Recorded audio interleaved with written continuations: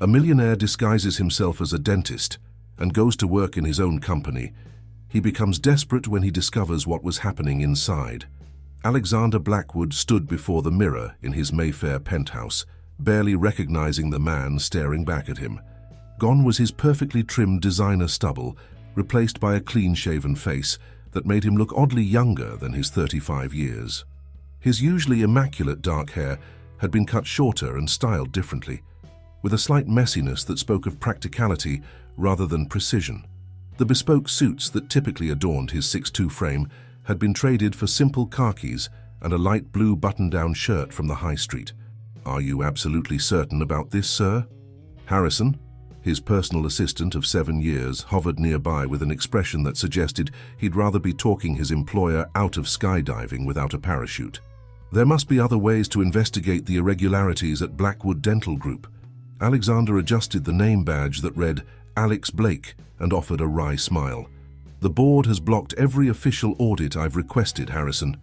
They've cited everything from data protection concerns to operational disruption. Something isn't right at BDG, and I need to know what." The decision hadn't come lightly. As CEO of Blackwood Holdings, the parent company that owned 27 businesses across the UK, Alexander was responsible for over 10,000 employees. The dental group was one of their newer acquisitions, purchased just before his father's retirement 3 years ago, and the numbers hadn't added up for months. "And you're certain no one will recognize you?" Harrison fretted, straightening a stack of papers that didn't need straightening. "Your face has been in every business magazine in Britain." "That's the beauty of it," Alexander replied, slipping on the simple silver-framed glasses he'd acquired for his disguise. "No one looks twice at support staff. Besides, I've only visited the Manchester branch once, during the initial acquisition tour. I'll be perfectly anonymous as a new dental assistant trainee." Harrison sighed, holding out a manila folder.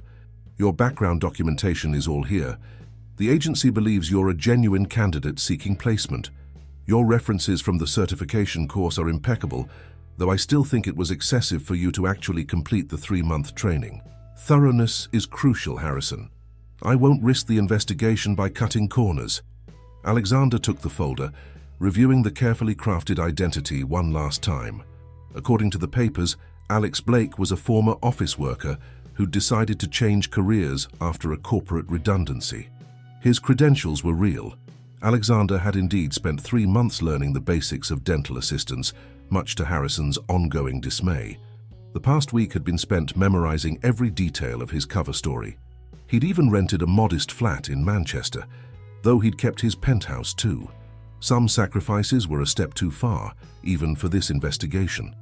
"The car is waiting downstairs," Harrison announced, checking his watch. "Are you certain you won't take your usual driver?" "A dental assistant trainee arriving in a chauffeured car might raise a few eyebrows," Alexander said dryly. "I'll take the train like any other commuter." That's rather the point of this whole exercise. He gathered his things, including the battered laptop bag he'd purchased specifically for this role, a far cry from his usual handcrafted leather briefcase. The weight of it felt strange, unfamiliar, like everything else about this new persona he was about to step into. "I've scheduled weekly video calls under the guise of routine business updates," Harrison said, following him to the door. "If you need to abort the mission at any point—" "It's not a mission, Harrison," Alexander interrupted, though he was touched by his assistant's concern. "It's an investigation, and it's necessary. The Manchester branch's financial reports show irregularities that could indicate serious problems. If someone is embezzling funds or cutting corners on patient care, I need to know." Harrison nodded reluctantly. "Just be careful, sir. The board members who've been blocking your audits, they must have their reasons." "Oh, I'm counting on it," Alexander replied, a hint of steel entering his voice. "That's exactly what I intend to find out." As the private elevator descended from the penthouse, Alexander used the mirrored walls to make final adjustments to his appearance. The transformation wasn't just physical. He'd spent weeks practicing a slightly different way of carrying himself, a touch less confident, a bit more deferential. Alex Blake wasn't a CEO, he was a career changer starting at the bottom rung of a new profession. The elevator reached the underground car park, where a modest Volkswagen Golf waited instead of his usual Aston Martin. Alexander felt a surge of anticipation as he loaded his bags into the boot. After months of being stonewalled by his own board of directors, he was finally taking action. Something was wrong at Blackwood Dental Group, and he was going to uncover exactly what it was, even if he had to work his way up from the very bottom to do it. As he navigated through London's early morning traffic toward Euston Station, Alexander mentally reviewed his cover story one last time.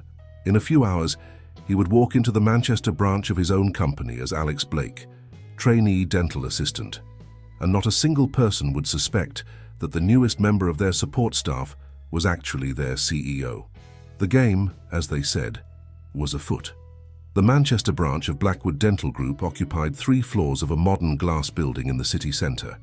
As Alexander, now firmly in the mindset of Alex Blake, approached the entrance, he took careful note of his surroundings.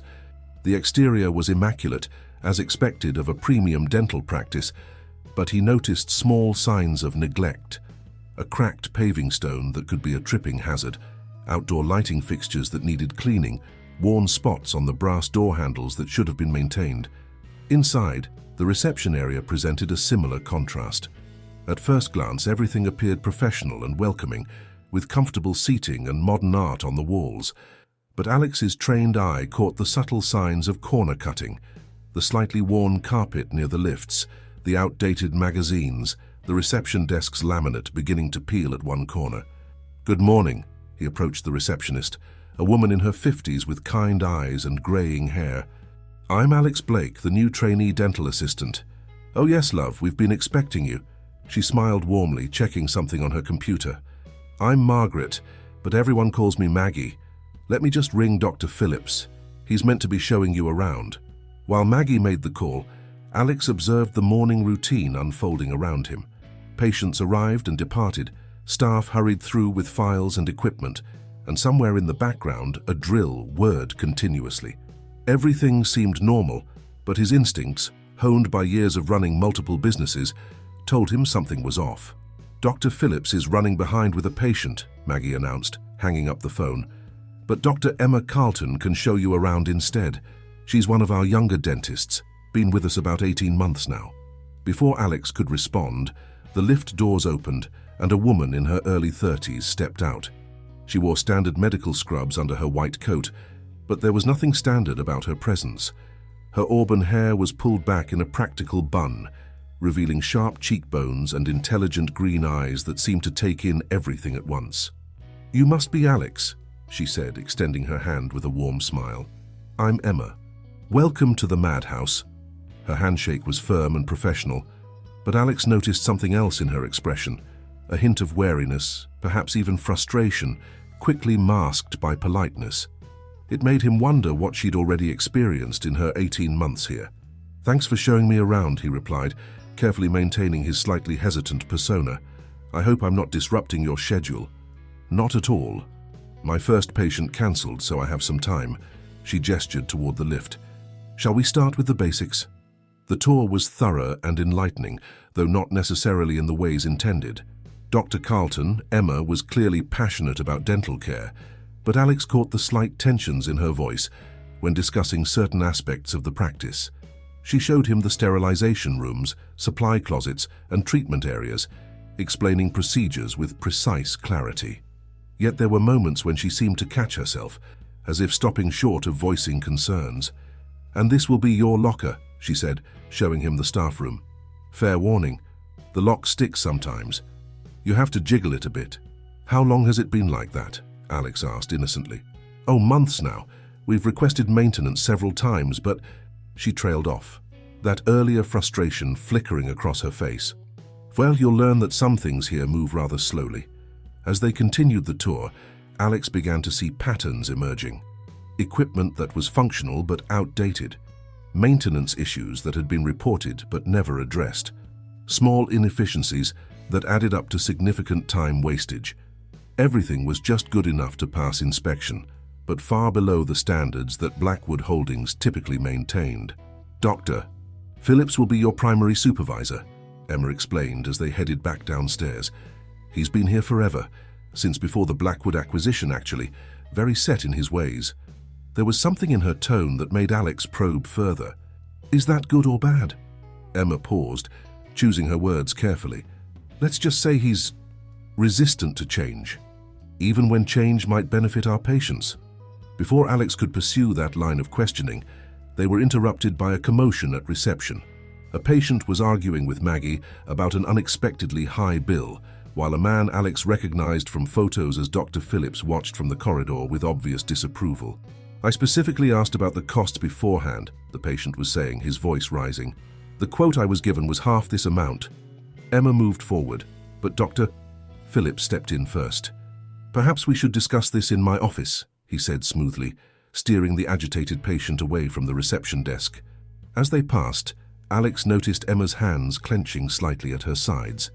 Does that happen often? He asked quietly. More than it should, she replied, her voice equally low. But whenever I suggest implementing a better pricing transparency system, she stopped herself, offering a professional smile instead. Well, that's probably more than you need to know on your first day. Let's get you started with the basics of the sterilization protocol. As Alex followed her back to the treatment area, his mind was already cataloging everything he'd observed. The billing discrepancy, Emma's obvious frustration with outdated systems, Dr. Phillips's smooth intervention, the persistent maintenance issues. Individually, they might seem like minor problems. But together, they painted a picture of systematic issues that needed to be investigated. He'd chosen the right approach, Alex decided. No official audit would have revealed these subtle dynamics. He needed to be here, on the ground, seeing how things actually worked or didn't work. And in Dr. Emma Carlton, he suspected he'd found someone else who saw the problems but had been unable to effect change. The question was, how deep did the problems go and who was responsible for maintaining this status quo? After a week at Blackwood Dental Group, Alex had settled into a routine that both enlightened and troubled him. Each day revealed new inconsistencies that wouldn't have been visible from his CEO's office in London. The morning's discovery had been particularly concerning. A stack of unopened maintenance requests dating back 6 months, stuffed in a drawer at reception. Don't worry about those, Maggie had said when she caught him looking. Dr. Phillips handles all the administrative decisions. Her tone suggested this was meant to be reassuring. It wasn't. Now, as Alex methodically sterilized equipment in the small back room, he reviewed his mental catalogue of observations, supply orders that didn't match usage patterns, appointments scheduled with impossible time constraints, and, most worryingly, a pattern of patients questioning their bills, always with the same response, a private conversation with Dr. Phillips that somehow resolved the issue. "You're doing that wrong," a familiar voice said from the doorway. Emma Carlton stood there, arms crossed, but her expression was more amused than critical. "Well, not wrong exactly, but there's a more efficient way." "Show me," Alex asked, stepping aside. He'd discovered that playing the eager learner often yielded unexpected insights. Emma moved beside him, demonstrating a technique that would save several minutes per sterilization cycle. "I suggested this method months ago, but Dr. Phillips insisted we stick to the old way. Something about tried and true methods." She rolled her eyes, then caught herself. "Sorry, I shouldn't." "No, please," Alex encouraged. "I'd rather know how things really work here." She hesitated, then spoke in a lower voice. "It's just frustrating. I've worked in other practices. I know we could be more efficient, provide better care, but every suggestion gets shut down." She demonstrated the technique again, her movements precise. "This place has so much potential, especially with the Blackwood resources behind it. But it's like we're stuck in the past." Alex nodded, noting how her hands tensed slightly at the mention of Blackwood. "The corporate overlords not helping?" "That's just it," Emma said, warming to the subject. "We hardly ever hear from head office. The regional manager visits twice a year, but it's all surface-level reviews. No one seems interested in actual improvements." Before Alex could probe further, they were interrupted by the arrival of Sandra, one of the other dental assistants. "Dr. Phillips wants you, Emma. Something about Mrs. Henderson's bridge work." Emma's expression shifted subtly. "Mrs. Henderson's bridge was completed last week. There shouldn't be any issues." "Well, he's waiting in his office," Sandra replied with a shrug. After Emma left, Alex casually asked Sandra about Mrs. Henderson while they worked. "Oh, she's one of our regulars," Sandra explained. "Lovely lady, but always confused about her treatments. Dr. Phillips handles her case personally. That evening, Alex stayed late, ostensibly to practice his sterilization technique. Once the clinic was empty, he accessed the computer system using the basic login he'd been given as a trainee. He wasn't surprised to find his access severely limited, but even the appointment schedule revealed patterns. Certain patients, like Mrs. Henderson, always had billing adjustments after private consultations with Dr. Phillips. He was making notes when he heard footsteps in the corridor. Quickly switching screens, he looked up to find Emma in the doorway, jacket on and bag in hand. "You're here late," she observed. "Just trying to master that technique you showed me," he replied smoothly. "You're working late too?"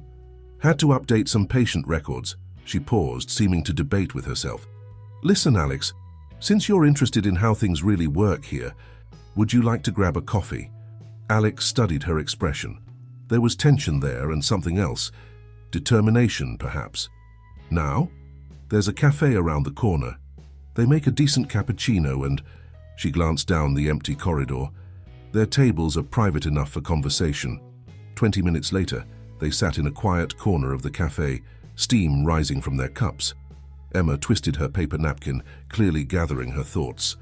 "I probably shouldn't be telling you this," she began, "but something isn't right here. I've tried going through proper channels. I've submitted reports, requested audits. Nothing happens." Alex leaned forward slightly. "What kind of reports?" "Discrepancies, irregular billing patterns, equipment purchases that never arrive. But every time I raise concerns, Dr. Phillips has an explanation. And somehow, the documentation I've submitted to head office never seems to reach the right people." She took a sip of her coffee, then continued more quietly. "Last month, I tried to contact someone at Blackwood Holdings directly. My emails were blocked. When I called, I was told all communications had to go through Dr. Phillips." Alex felt a chill that had nothing to do with the cafe's air conditioning. As CEO, he should have been notified of any attempted whistleblower communications. The fact that he hadn't been— "Why are you telling me this?" he asked carefully. Emma met his gaze directly. "Because you notice things. You ask questions. And unlike the last 3 trainees, you actually seem to care about doing things properly." She smiled slightly. "Also, I saw you accessing the billing records after hours. Not very subtle, by the way." Alex managed not to show his surprise. "I was just trying to learn the system," he offered. "No," Emma said firmly. "You were looking for patterns, just like I've been doing. The question is, why?" The cafe seemed to grow quieter as Emma waited for Alex's response. He considered his options carefully. If she was already suspicious, denying everything might only make things worse. Besides, he had a strong feeling he'd need allies in this investigation. "Let's just say," he began carefully, "that we might have similar concerns about how things are being run." Emma's eyes narrowed. "Are you from the regulatory board?" "No," Alex replied truthfully. "But I am interested in making sure this practice operates properly, both for the patients and the staff." She studied him for a long moment, then nodded slowly. "There's more to you than a career-changing dental assistant, isn't there?" "There's more to most people than their job title suggests," he answered diplomatically, "including dedicated dentists who notice irregularities and try to report them." The corners of Emma's mouth twitched. "Fair enough.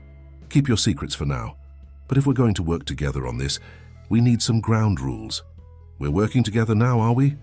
Unless you'd rather investigate alone while pretending to learn sterilization techniques you already know how to do perfectly well."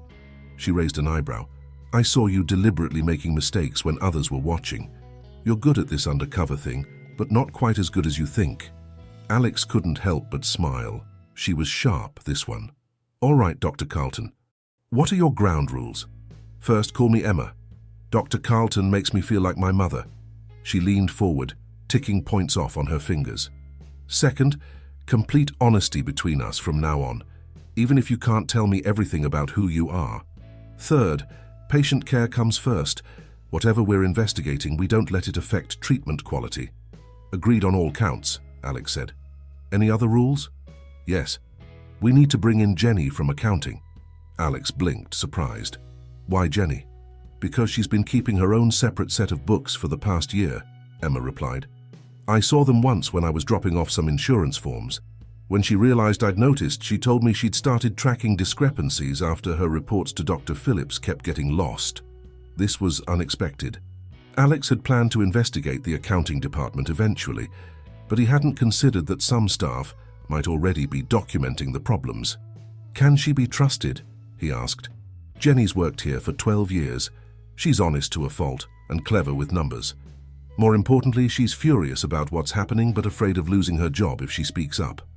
Emma sipped her coffee. "She's been gathering evidence, but she needs help getting it to the right people." Alex absorbed this information. Having an ally in accounting could be invaluable, especially one who'd been documenting irregularities. "Arrange a meeting," he decided, "somewhere private away from the practice." "My flat," Emma suggested. "Saturday afternoon. I'll tell Jenny I'm hosting a book club meeting. Dr. Phillips would never suspect. He thinks novel reading is a waste of time." As they worked out the details, Alex observed Emma more carefully. Her professional demeanor had softened slightly, revealing the passionate advocate beneath. She genuinely cared about the practice and its patients. Yet there was something else there too, a hint of personal investment in this investigation. "Why did you really come to work here?" he asked suddenly. Emma's expression flickered. "Would you believe me if I said it was because of the Blackwood reputation? They're known for innovation in healthcare, ethical business practices. I thought—" She trailed off, then squared her shoulders. "I thought I could make a difference here." "Silly, really." "It's not silly," Alex said quietly, feeling an unexpected pang of guilt. The reputation she spoke of, he'd helped build it, following his father's example. The thought that it might have attracted talented professionals who were then let down by corrupt management. "Your turn," Emma interrupted his thoughts. "Why are you really here?" "Would you believe me if I said it was also because of Blackwood's reputation?" he replied carefully. She laughed. "Not for a second, but I'll wait until Saturday to press you on it." Standing, she gathered her things. "I should go. Early patient tomorrow." As they left the cafe, Emma turned to him one last time. "Just be careful, Alex. Whatever you're doing, whoever you really are, Dr. Phillips has powerful friends. And I've noticed strange cars parked outside the practice lately. I think someone's watching." Alex waited until she'd turned the corner before pulling out his phone. He needed to make some calls, carefully from a secure line. If someone was indeed watching the practice, he needed to know who they were working for. And he needed to make sure his own investigation hadn't been compromised. As he walked to his rented flat, he found himself thinking about Emma's words regarding Blackwood's reputation. He'd always taken pride in the company's ethical standards. Now he wondered what else might be happening in his other businesses, hidden beneath seemingly perfect surfaces. Saturday couldn't come soon enough. Between Emma's observations and Jenny's secret books, they might finally start getting some answers. The question was, were they ready for what those answers might reveal? Emma's flat was exactly as Alex had imagined it would be. Organized but lived in, with medical journals sharing shelf space with well-worn novels. Natural light streamed through large windows, illuminating a space that somehow managed to be both professional and cozy. Jenny from accounting turned out to be a petite woman in her 50s, with sharp eyes and an even sharper mind. She arrived carrying a large accordion file and a determined expression. "Before we start," Jenny announced, setting the file on Emma's coffee table, "I need to know who he really is." She fixed Alex with a penetrating stare. "I've spent 12 years protecting these records. I'm not sharing them with someone I don't trust." Emma, returning from the kitchen with tea, paused. "He's here to help, Jenny. I trust him." "That's not enough." Jenny remained firm. "I've watched too many people come and go from that practice. Some asked questions, some noticed problems, but they all disappeared eventually, usually after private meetings with Dr. Phillips." Alex considered his options. He needed their trust, but revealing his true identity could compromise the entire investigation. "I understand your concern," he began carefully. "But—" "No buts," Jenny interrupted. "Full disclosure or I walk out with my files right now." Alex glanced at Emma, who gave a slight nod. Taking a deep breath, he reached for his wallet and removed a business card he'd kept hidden in a secret compartment. He handed it to Jenny. Her eyes widened as she read it. "You're Alexander Blackwood, the CEO." Emma's teacup clattered against its saucer. "What?" "I needed to investigate personally," Alex explained quickly, seeing the mix of emotions crossing Emma's face. The board has been blocking my attempts at official audits. Every time I try to look into the irregularities, I hit walls. Jenny sank into an armchair, still staring at the card. That explains the sudden interest in our accounting practices. Emma hadn't moved from her position by the kitchen door. All this time you own the company. Technically, I run it. The ownership structure is more complicated. Alex met her gaze steadily. I couldn't tell you. If word got back to Dr. Phillips that we had the CEO working as a trainee, Jenny actually laughed. No wonder you asked so many questions about the supply orders. Emma finally moved, setting the tea tray down with deliberate care. Well, she said after a moment, this certainly explains your terrible sterilization technique. The tension broke slightly.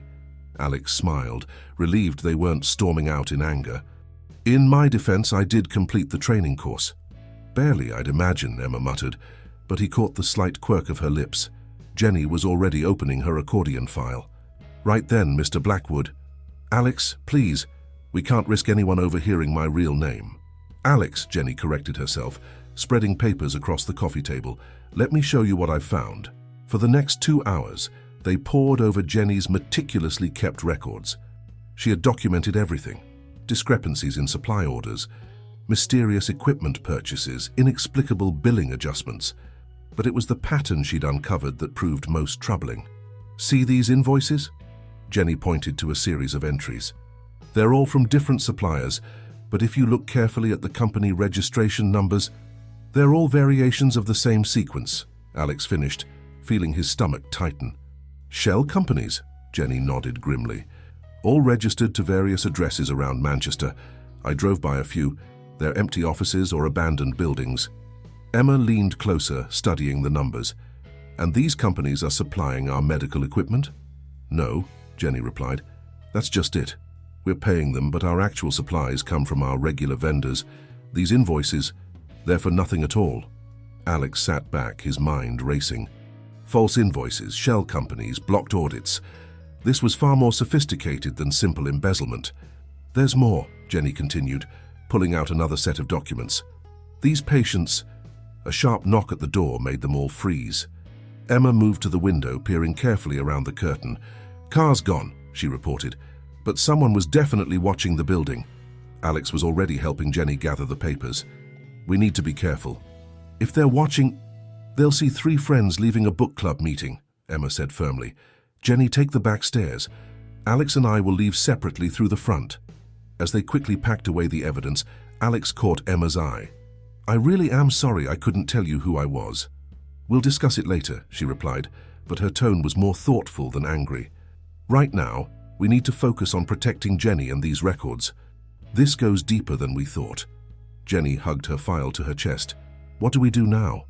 Keep gathering evidence, Alex decided. But carefully. No accessing records after hours, no obvious meetings. We'll need to find another way to communicate. I have an idea about that, Emma said, walking Jenny to the back door. But first, we need to get out of here without being spotted. After Jenny left, Emma turned to Alex. You should go next. Wait 10 minutes, then leave casually. I'll stay another hour. It is my flat, after all. Alex nodded but paused at the door. Emma, thank you for trusting me even when you knew I was hiding something. Well, she replied with a slight smile, you're not the only one who notices things. Whatever else you were hiding, I could see you genuinely wanted to help. She glanced out the window again. But next time you go undercover, work on your small talk. No dental assistant knows that much about corporate finance. As Alex walked home by a deliberately circuitous route, his mind was racing. The evidence Jenny had gathered pointed to a sophisticated financial scheme. But who was really behind it? And how had they managed to hide it from his auditors for so long? More importantly, who was watching Emma's flat? The image of that mysterious car lingered in his mind. Someone knew they were meeting, which meant someone was worried about what they might discover. Monday morning brought a tense atmosphere to Blackwood Dental Group. Dr. Phillips seemed more irritable than usual, snapping at staff over minor issues and hovering around the reception area. Alex noticed him paying particular attention to Emma's interactions with patients, watching her with narrowed eyes.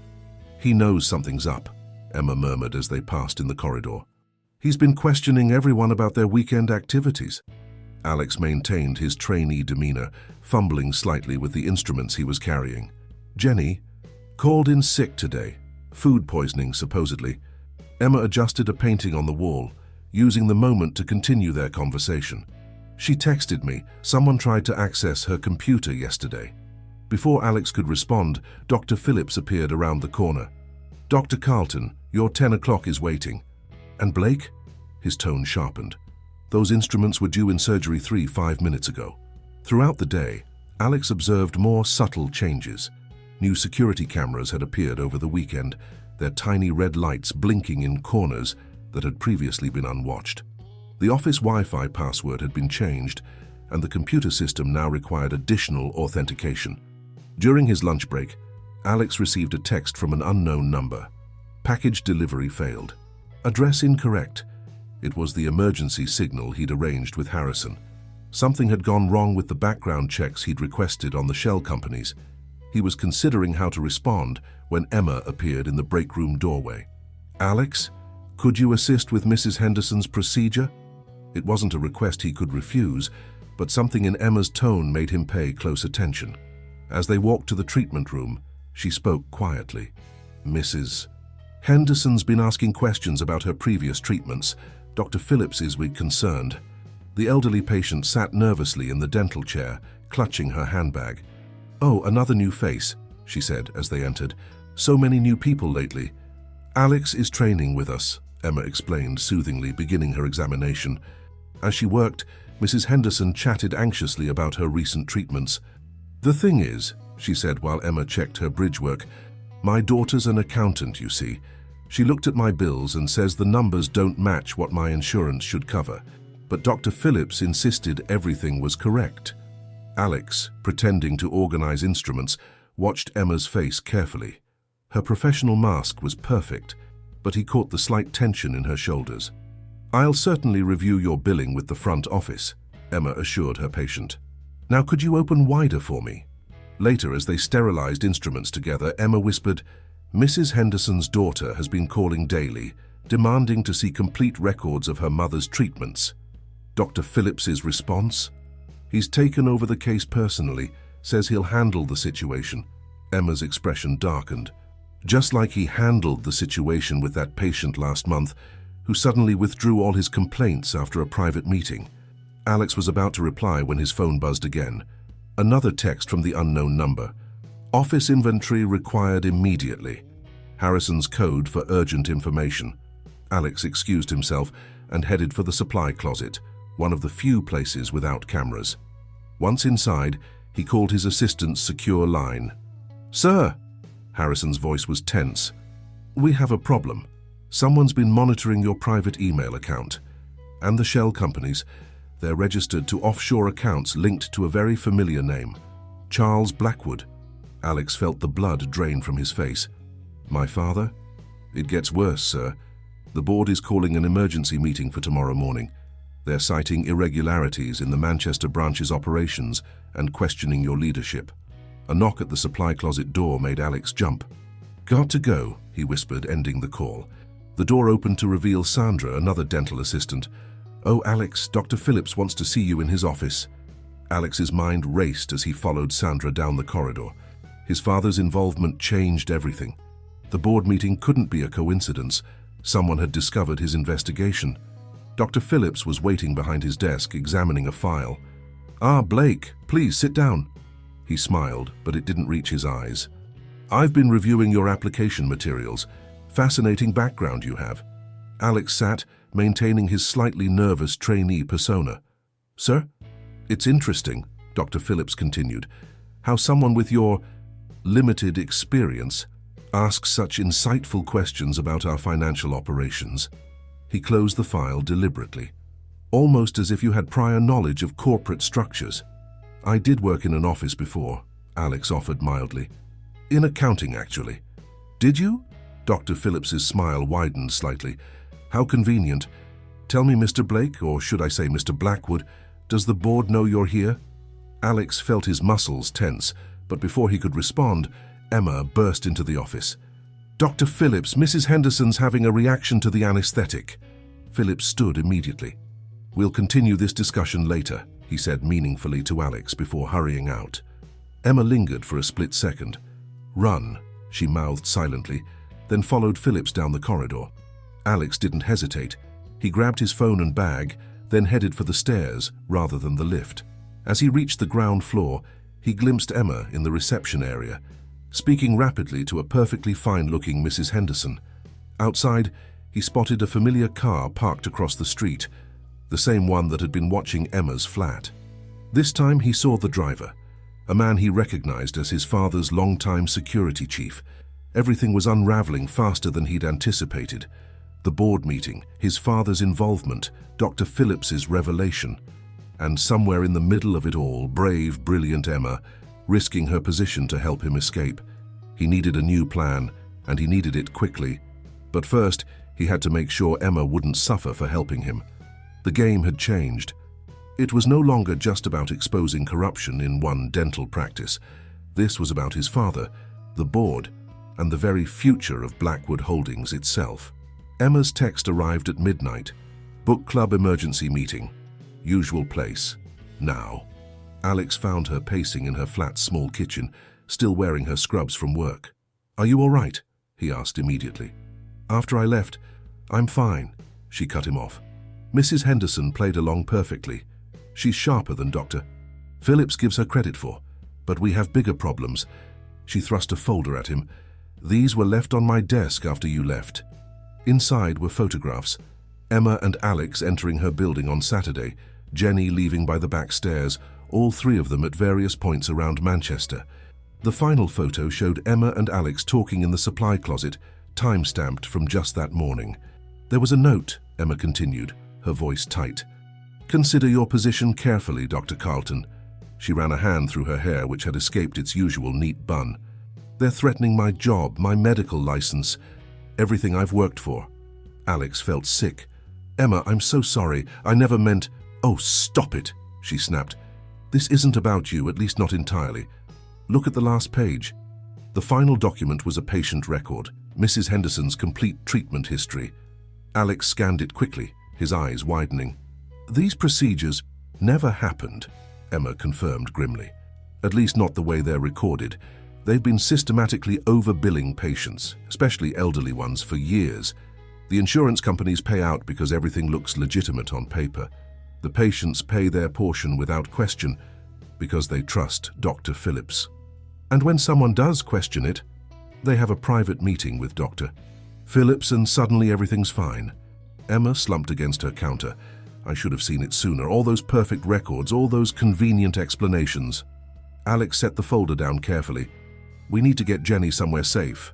If they're threatening you, already handled. She's staying with her sister in Leeds."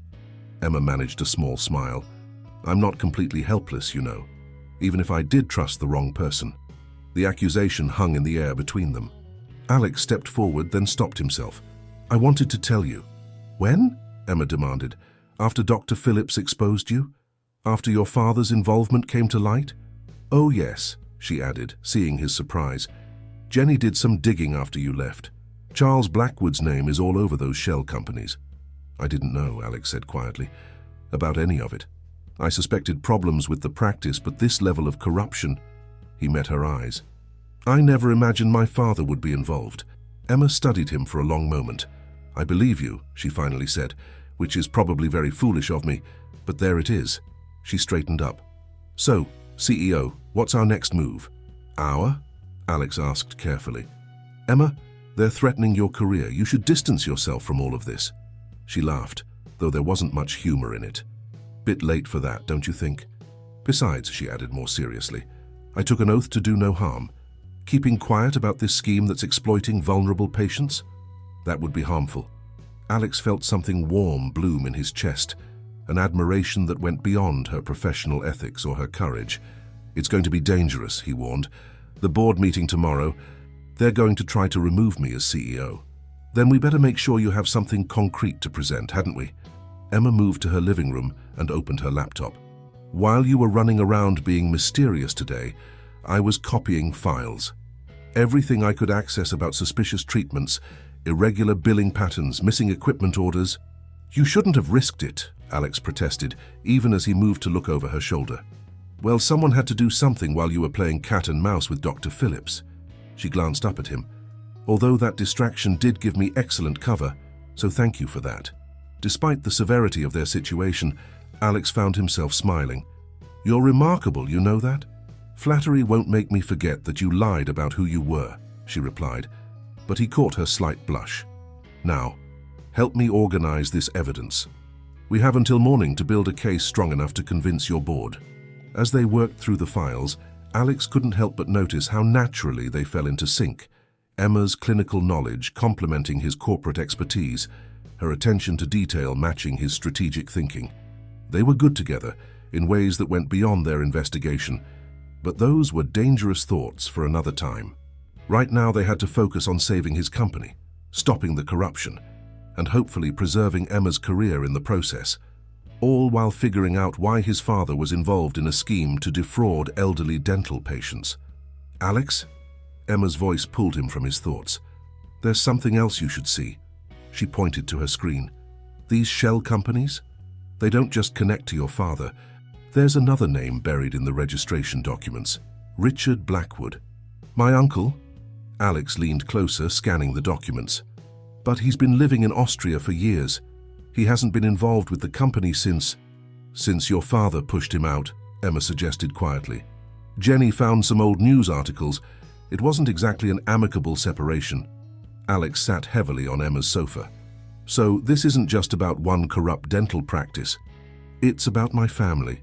Family, Emma said softly, can be complicated. She closed her laptop and joined him on the sofa. But right now, we need to focus on the board meeting. Are you ready to face them? No, Alex admitted. But with this evidence, and with you beside me, he stopped, realizing what he'd assumed. I mean, if you're willing to testify. Of course I am. Emma's hand found his in the darkness. We're partners in this, remember? The word partners hung between them, heavy with multiple meanings, but before either could address it, Emma's phone chimed with a text from Jenny. Company records being moved from office tonight. Multiple boxes, heading to storage facility on Burton Street. They looked at each other. We need those records, Emma said. It's probably a trap, Alex pointed out. Almost certainly. Emma stood, gathering her coat. Shall we spring it together? And despite everything, the danger, the betrayal, the looming confrontation with his family, Alex found himself smiling as he stood to join her. Whatever happened next, at least they would face it together. The storage facility on Burton Street loomed before them, its security lights casting harsh shadows across the empty car park. Emma pulled her car into a dark corner, engine off, but ready for a quick departure if needed. This feels like a terrible idea, she muttered, but her eyes were bright with determination. Alex checked his phone one last time. Jenny's contact in security confirms 6 boxes were brought in an hour ago. They're in Unit 247. He glanced at Emma. You can still walk away from this. And miss all the fun? She pulled a small torch from her bag.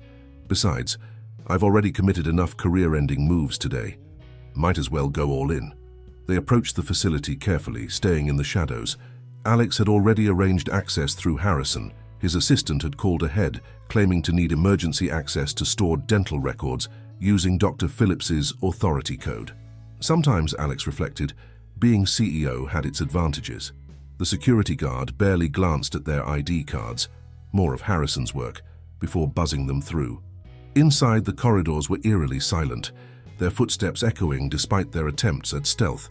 Second floor, Alex whispered, heading for the stairs rather than the lift. Emma followed close behind, her torch beam steady. They found Unit 247 easily enough. The padlock was new, but that wasn't a problem. Harrison had provided the code. What worried Alex was how easy this all seemed. It's too quiet, Emma voiced his concerns as they rolled up the metal door. Where's the trap? Inside, they found exactly what Jenny had described, 6 boxes of records neatly labeled and stacked. But as they began examining the contents, Alex noticed something odd. These are all wrong, he said, rifling through one folder. Patient records from 10 years ago, supply orders from before the Blackwood acquisition. Emma was already backing toward the door. Alex? He looked up to see what had alarmed her. Through the unit's window, They could see lights flicking on down the corridor, accompanied by the sound of approaching footsteps. Back exit, Alex decided quickly, grabbing the most recent-looking folder. They slipped out through the fire escape, careful to let the door close silently behind them. The metal staircase clanged beneath their feet as they descended, no longer worrying about stealth. They could hear voices above them now, and the beam of a powerful torch swept the area. "This way!" Emma hissed, pulling Alex toward a gap between buildings. They pressed themselves into the shadows, just as two figures emerged on the fire escape above. "Check the car park," a familiar voice ordered. "They can't have gone far." Alex felt Emma stiffen beside him. "Dr. Phillips," she breathed, but it was the second voice that made Alex's blood run cold. "Remember, we need those files intact, and if you find my son, we need to have a little chat." Charles Blackwood. His father was here personally. Emma's hand found his in the darkness, squeezing gently. They waited, barely breathing, as footsteps spread out across the facility grounds. After what seemed like hours, but was probably only minutes, Emma tugged his hand. "Service entrance," she mouthed, pointing to a barely visible door in the building's rear wall.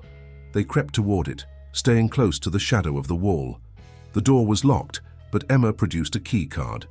At Alex's questioning look, she shrugged. "Nicked it from the security desk, thought we might need options." Just then, a torch beam swept near their position. They pressed against the wall, Alex instinctively shielding Emma with his body.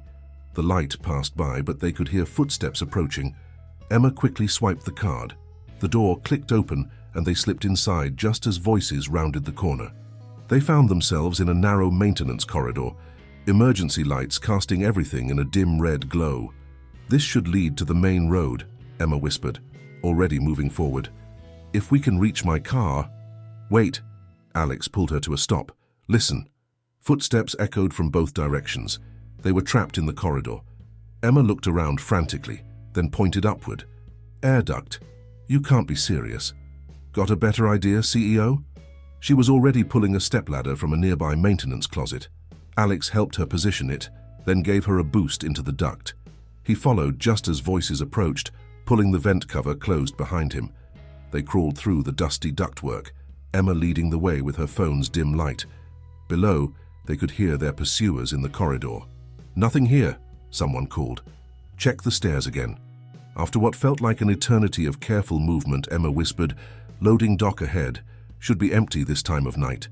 They emerged into the cool night air, dropping quietly behind a stack of empty pallets. Emma's car was visible in the distance, still hidden in its dark corner. "Now what?" she asked, brushing dust from her clothes. Alex checked the folder he'd grabbed. "These records, they're not what we need, but they might tell us where to look next. We need somewhere safe to examine them." "My flat's probably watched," Emma pointed out. "Mine too," Alex thought quickly. "But I know somewhere they won't think to look. Do you trust me?" Emma met his gaze in the darkness. "Against my better judgment, yes." "Good." He took her hand again, this time leading the way. "Because we're about to break into Blackwood Holdings headquarters." They made their way carefully around the building's perimeter, avoiding the security patrols. As they neared Emma's car, Alex spotted movement near the main entrance. "Down!" He pulled Emma behind a low wall just as a familiar figure emerged from the shadows. "Richard Blackwood," Alex breathed, recognizing his uncle. "What's he doing here?" "Family reunion," Emma suggested grimly. "Your father, your uncle, anyone else we should expect?" "Just the entire board of directors whom I have to face in—" Alex checked his watch. 6 hours. Emma's hand tightened around his. "Then we better find something good in that folder. Come on, CEO, show me where you really work." As they crept toward her car, Alex found himself marveling at her composure. She'd gone from respected dentist to corporate conspirator in less than a week, yet she seemed to be taking it all in stride. "Emma," he started, then paused, unsure how to continue. She glanced at him, understanding in her eyes. "Later," she promised, "after we save your company and my career. Then we can talk about everything else." Everything else. Like how natural it felt to hold her hand. Like how her presence made him braver, sharper, better. Like how, in the midst of this crisis, he might be falling. A security light snapped on nearby, interrupting his thoughts. They rushed to the car. ducking low until Emma could start the engine. As they drove away, Alex caught a glimpse of his father in the rearview mirror, watching their departure with an unreadable expression. They had the folder, they had a destination, and they had each other. Now they just needed to survive until morning, and somehow find enough evidence to prevent both their worlds from collapsing. Blackwood Holdings headquarters dominated the Manchester skyline, its glass facade reflecting the city lights. At night, with most of its 60 floors dark, it looked almost otherworldly. "Impressive," Emma commented, as Alex led her through a secret entrance in the parking garage. "Very Bruce Wayne." "More like dedicated workaholics," Alex replied, using his private access code to summon a service lift.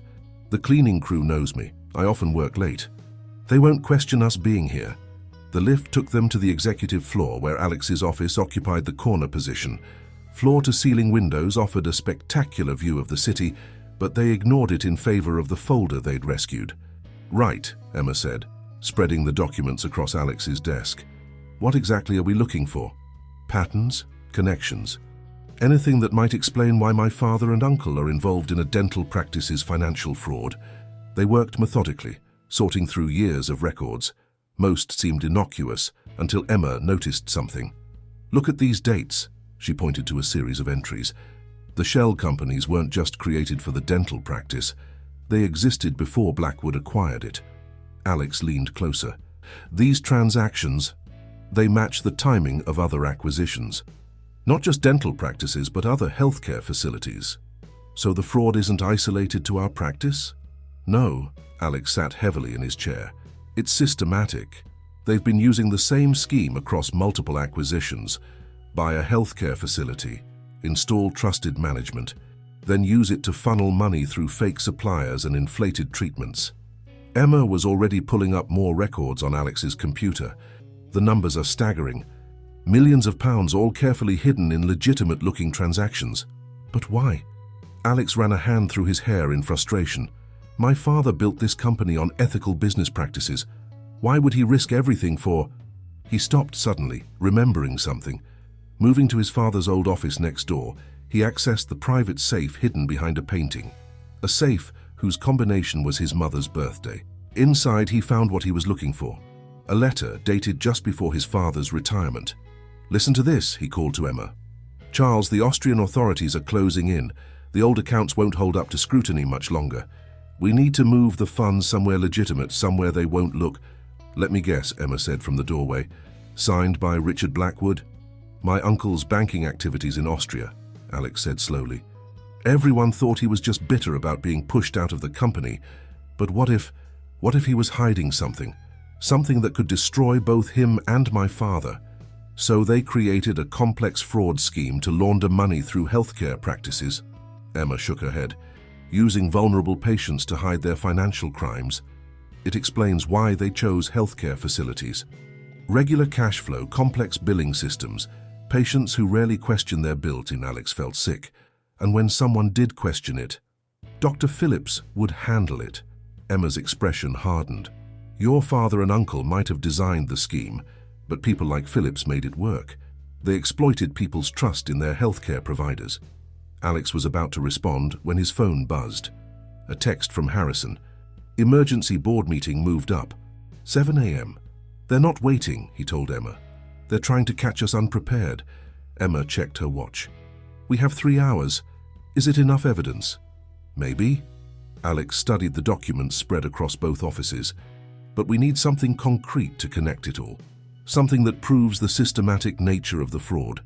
"What about Jenny's records?" Emma suggested. "The ones she kept separately. Too risky to contact her now. They'll be watching." Alex paced the office, thinking hard. Then he stopped. "Unless—" He moved to his computer, accessing the company's central servers. "Every acquisition has to be documented. Due diligence reports, financial reviews, board approvals. And if they use the same scheme multiple times, there would be patterns in the documentation. Similar shell companies, similar timing, similar methods." Alex's fingers flew over the keyboard. "The board might have blocked external audits, but as CEO, I have direct access to all acquisition records." Emma leaned over his shoulder, watching as he pulled up file after file. "There," she pointed. "The same company names, just slightly altered. And look at the timing. Each acquisition followed by immediate management changes, followed by increasing revenue from enhanced treatment plans. They worked frantically, building a timeline of acquisitions and fraud. The pattern was clear. Richard Blackwood's Austrian banking activities had created a need for money laundering, and Charles Blackwood had used his legitimate business empire to provide the means. But why now? Emma wondered. Why start threatening us now? Before Alex could answer, the office lights suddenly blazed on. They spun around to find Charles Blackwood standing in the doorway, flanked by 2 security guards.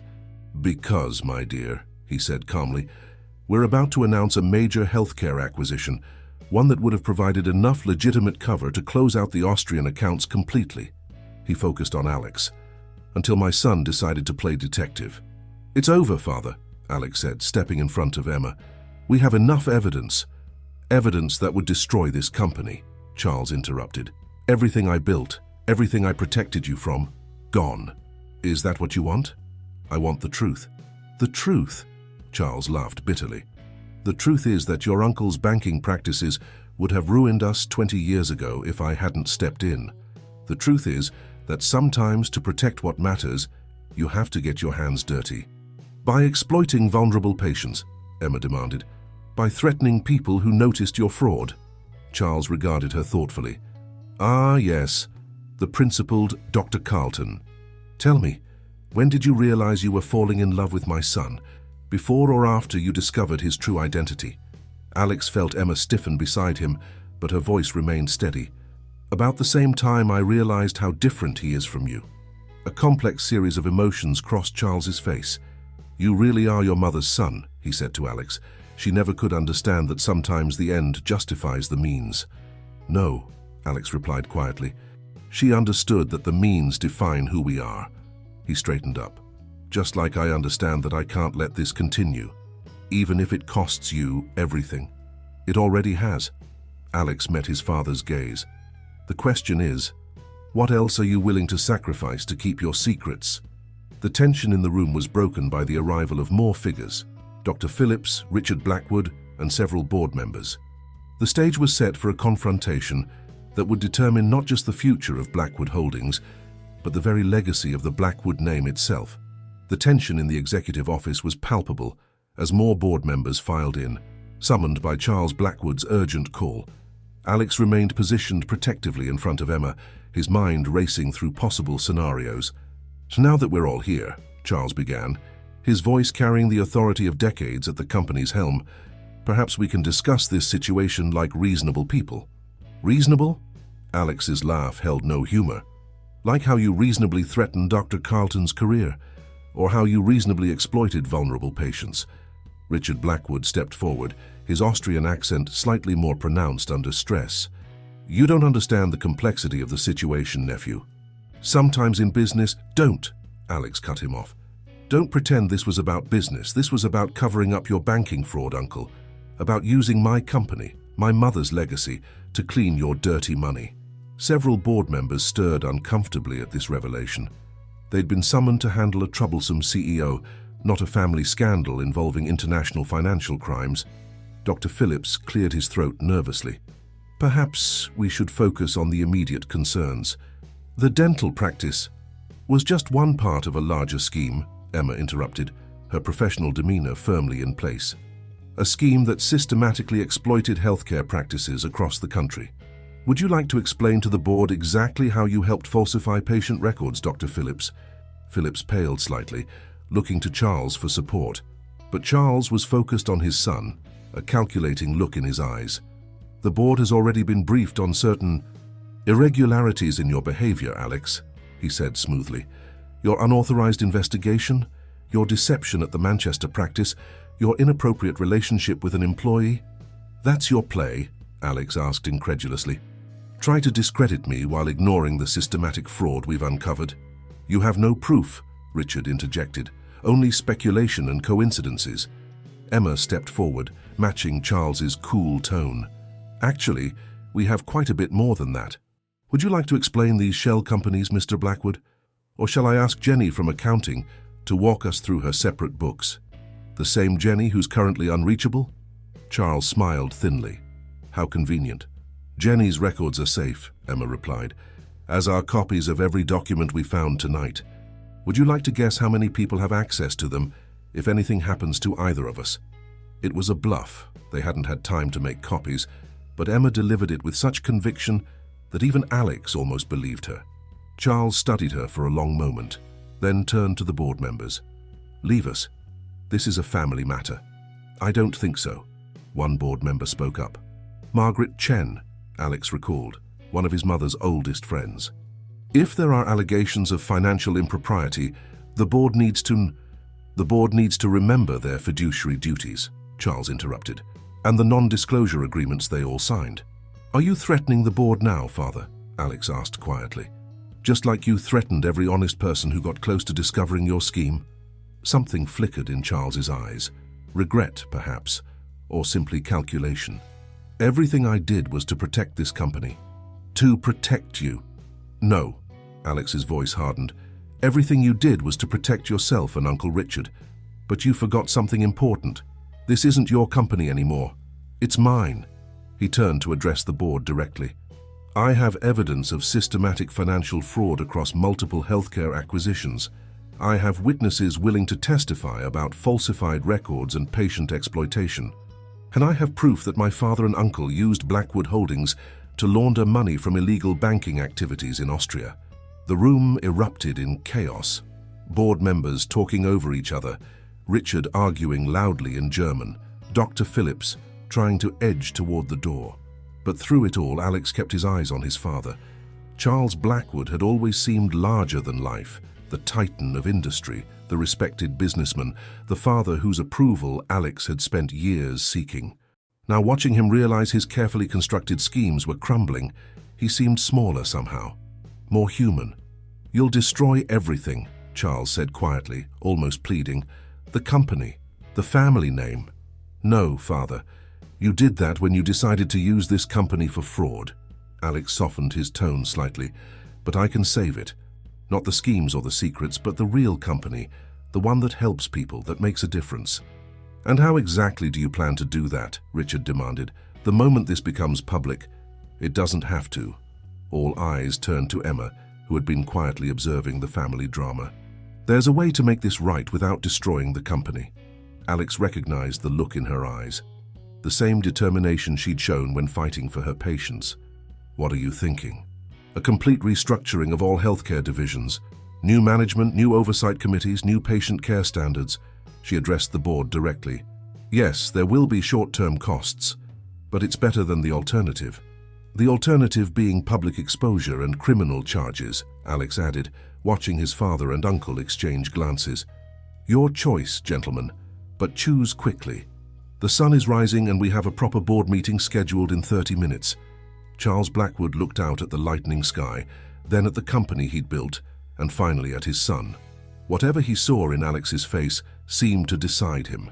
Richard, he said quietly, call your lawyers in Austria. It's time to face the music. The next few minutes were a blur of activity. Board members making calls, Richard having an intense discussion in German with someone on his phone, Dr.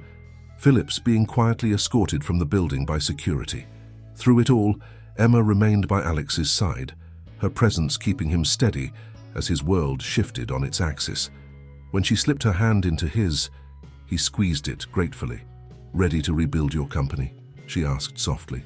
Alex looked at her, really looked at her, and felt something settle in his chest. Our company, he corrected. If you're willing to help. Her answer was interrupted by Margaret Chen clearing her throat.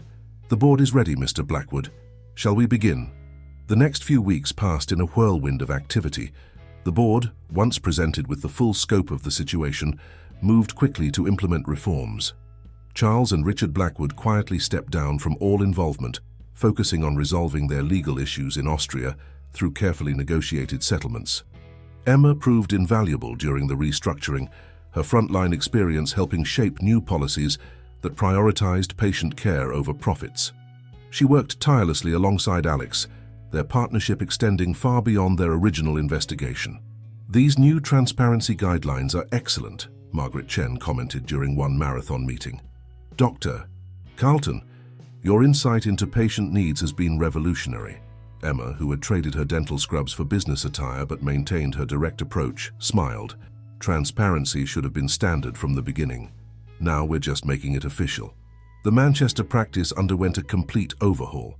Dr. Phillips was replaced by a team of younger dentists who shared Emma's commitment to ethical treatment. Jenny returned from Leeds to implement new accounting procedures, her separate books now serving as a template for proper financial oversight. But it was the human element that proved most challenging and rewarding. Alex insisted on personally meeting with patients who had been overcharged, ensuring they received full refunds and proper care. Mrs. Henderson cried when we reviewed her actual treatment needs, Emma reported one evening as they worked late in Alex's office. She said it was the first time she fully understood her dental plan. Alex looked up from his paperwork. How are you handling both the practice and these reforms? It must be exhausting. Actually, Emma set down her tablet, I've been thinking about that. The new position you offered, overseeing patient care standards across all healthcare divisions, I'd like to accept it. You're sure? It would mean leaving clinical practice. Not entirely. I'll still do some hands-on work, she smiled. Can't let my skills get rusty, but I can help more patients by fixing the system than by treating them one at a time. Alex watched her as she outlined her plans for implementing new care standards. She was brilliant, passionate, and utterly remarkable. And somewhere between investigating fraud and rebuilding his company, he'd fallen completely in love with her. Emma, he interrupted her mid-sentence about oversight committees. Have dinner with me. She blinked. We have dinner together almost every night while working. No, I mean... He stood, moving around his desk to face her properly. Have dinner with me somewhere that doesn't have spreadsheets or policy documents. Somewhere I can tell you properly how amazing you are and how much I... The rest of his words were cut off as Emma rose and kissed him. When they finally parted, she was smiling. I thought CEOs were supposed to be better at romantic speeches.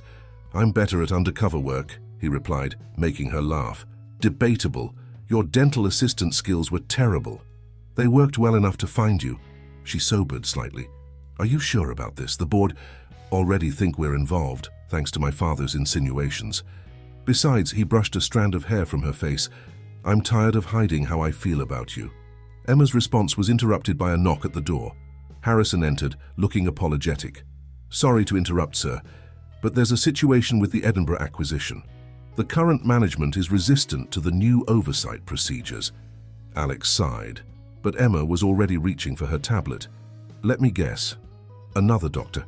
Phillips type who doesn't want anyone examining his billing practices too closely. Actually, Harrison looked uncomfortable. It's more complicated. The manager is Timothy Blackwood, your cousin. Alex felt a headache forming. Father's influence? It appears so.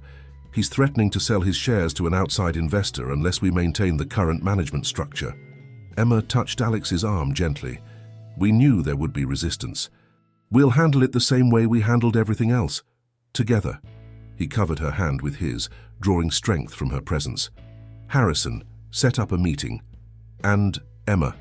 He turned to her with a slight smile. How do you feel about a trip to Scotland? Investigating another corrupt practice with you. Her eyes sparkled. Sounds like a perfect first date. Harrison coughed discreetly. Shall I arrange separate hotel rooms or...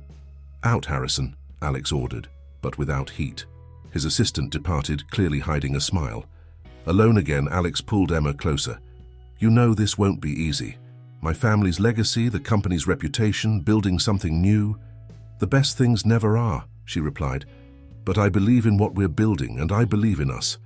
As they stood together looking out over Manchester, the sun setting behind the city's skyline, Alex felt a profound sense of rightness. His company was changing, becoming something better. And at his side was a woman who challenged him, supported him, and made him want to be worthy of her faith in him. The past weeks had taught him that sometimes the greatest acts of leadership came not from protecting old secrets, but from having the courage to build something new, something transparent and ethical, something that would make his mother proud.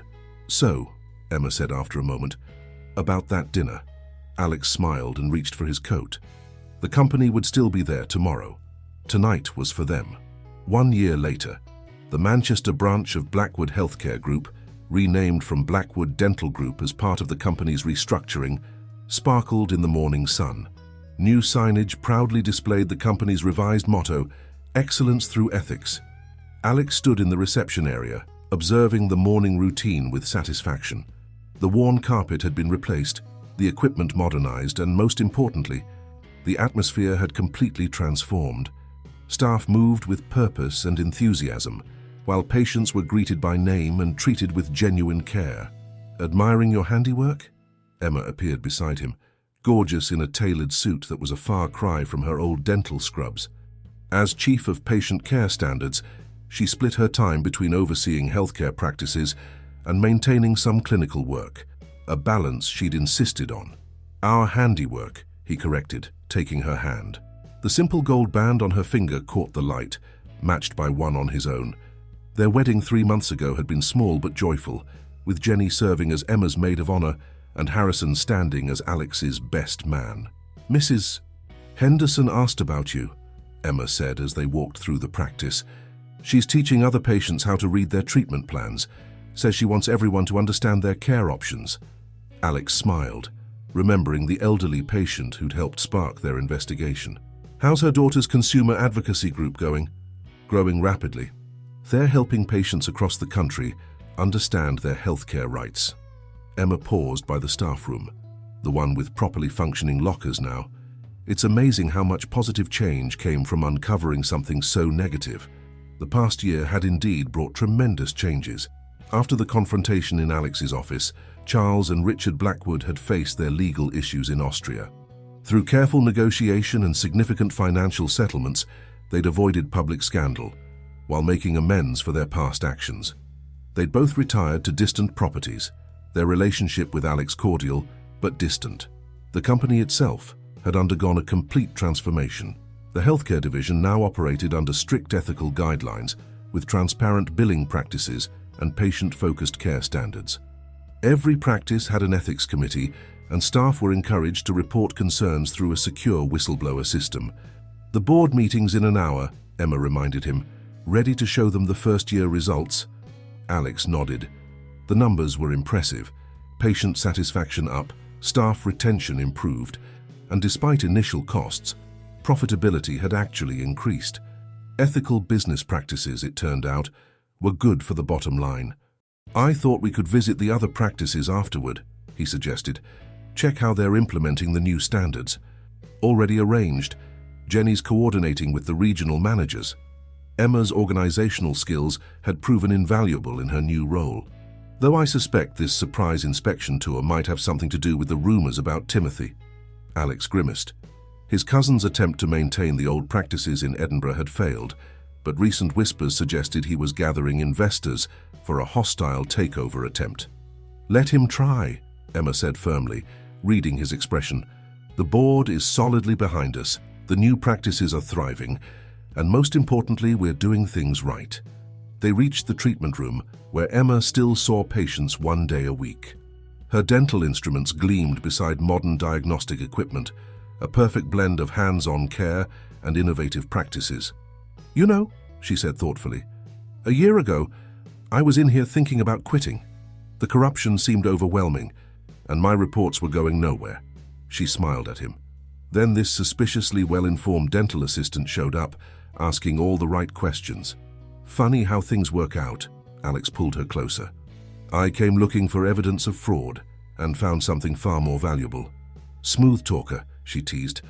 "Much better than your dental assistant small talk." Their moment was interrupted by Harrison's discreet cough from the doorway. "Sorry to interrupt, but the board is assembling early and—" He hesitated. "Timothy Blackwood has arrived with his investors." Emma straightened her jacket. "Well then, shall we go defend our ethical empire?" "Together," Alex agreed.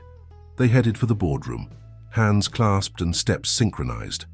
The morning sun streamed through the windows, highlighting the plaque that now hung in every Blackwood healthcare facility.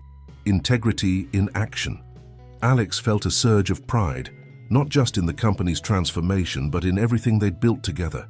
His mother's legacy lived on in the ethical foundations they'd restored. His father's mistakes had been addressed and corrected. And at his side was the woman who'd helped him find the courage to fight for what was right. The final pieces had fallen into place. The mystery was solved, justice was served, and love had bloomed in unexpected places. But more importantly, they'd proven that one person's integrity, combined with another's courage, could transform not just a company, but countless lives. As they entered the boardroom to face whatever challenges lay ahead, Alex and Emma exchanged a knowing look. They'd started this journey as CEO and dentist, investigator and whistleblower, but they'd become something more. Partners in every sense of the word, working together to build something truly worthwhile. The company's future was bright, their love was strong, and their commitment to doing right was unshakable. It wasn't just a happy ending, it was a new beginning. And it all started with a dental assistant who asked too many questions and a dentist who refused to look the other way.